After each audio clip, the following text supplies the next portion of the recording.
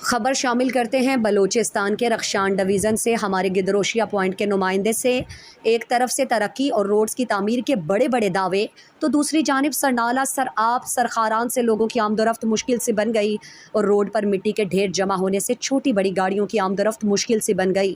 علاقے کے باسیوں اور زمینداروں نے سرنالہ سرآب کی مرمت اور بارہا بجری بچھائی کا مطالبہ کیا، مگر علاقہ باسیوں اور زمینداروں کی آواز علاقے کے منتخب نمائندہ MP خاران کے کانوں تک نہ پہنچ سکی، جس کو مد نظر رکھ کر علاقے کے مقامی زمینداروں نے خاران کے تحصیل سرخاران، جو کہ خاران کا دل کہا جاتا ہے، سرخاران کے کلی سرآب سرنالہ پر اپنی مدد آپ کے تحت ٹریکٹر سے کام کر کے روڈ کی حالت عارضی قابل سفر بنا دی۔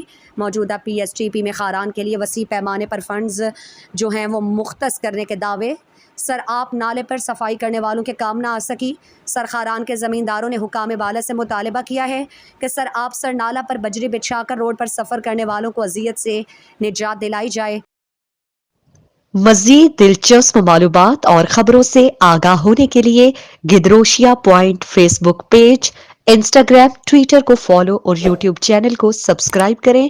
بیل آئیکن بٹن دبانا نہ بھولیں۔